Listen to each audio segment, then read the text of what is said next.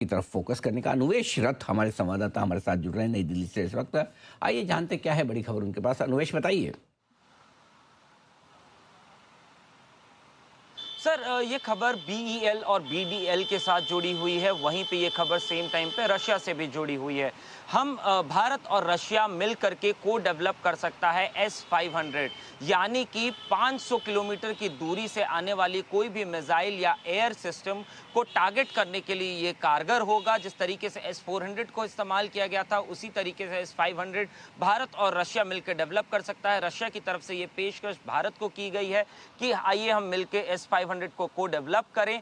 वहीं पे भारत को अभी मिनिमम S-500 जैसे जो सिस्टम्स हैं उनके 4 से 5 की ज़रूरत होगी, जिसकी कुल लागत की अगर बात की जाए तो 25 से 30 हज़ार करोड़ के आसपास की हो सकती है, क्योंकि ये भारत में बनाई जाएगी और भारत के लिए बनाई जाएगी सबसे पहले, और वहीं पे ये रशिया के लिए बनाएगा। लेकिन इसमें सबसे इम्पॉर्टेंट बात यह है कि हम ऑलरेडी प्रोजेक्ट कुशा और सुदर्शन चक्र जैसे सिस्टम्स पे काम कर रहे हैं, जिसके चलते हुए अगर हम S-500 पे अब जब काम करेंगे तो हमारे प्रोजेक्ट कुशा और हमारा सुदर्शन चक्र दोनों में सिस्टम्स को और ज़्यादा बेहतर डेवलप करने में हमें सहायता मिलेगी। वहीं पे इससे पहले भी हमने जब S-400 खरीदा था तो उसके 6 यूनिट हमने खरीदे थे, जिसकी कुल लागत लगभग 40,000 करोड़ दे के हमने उसको खरीदा था। लेकिन S-500 जो है वो उससे लगभग 100 किलोमीटर और ज़्यादा मारक क्षमता भी रखेगा और वहीं पे उससे ज़्यादा तेज़ भी होगा।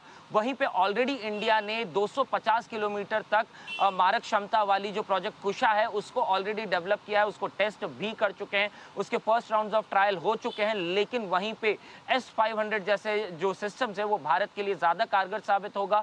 जल्द ही भारत और रशिया इस पे एक औपचारिक अनाउंसमेंट भी कर सकती है। वहीं पे मैं ये भी बताना चाहूँगा कि ऑपरेशन सिंदूर के दौरान S-400 के इस्तेमाल के जरिए भारत ने पाकिस्तान का एक अवैध जहाज 380 किलोमीटर दूर भारत के बाउंड्री से उसको मार गिराया था, जो कि विश्व में लिम्का वर्ल्ड और बुक ऑफ रिकॉर्ड्स में भी दर्ज है। जी सर। इंटरेस्टिंग खबर आपने दी है। बीएल और बीडीएल के लिए एक अच्छी खबर भी है और बड़े ऑर्डर्स मिलने की संभावना भी यहाँ पर बनती हुई दिख रही है। एक बार सेठी साहब से जरा राय ली जाए इन दोनों शेयरों पर और डिफेंस स्पेस पर। सेठी साहब बताएं सर। नहीं, बिल्कुल अनिल जी, देखिए ये सेक्टर बहुत ही अच्छा लगता है। एक बहुत ही बड़ी लॉन्ग टर्म अपॉर्चुनिटी है। कुछ हद तक तो प्ले आउट हो चुके हैं पिछले 3-4 सालों में।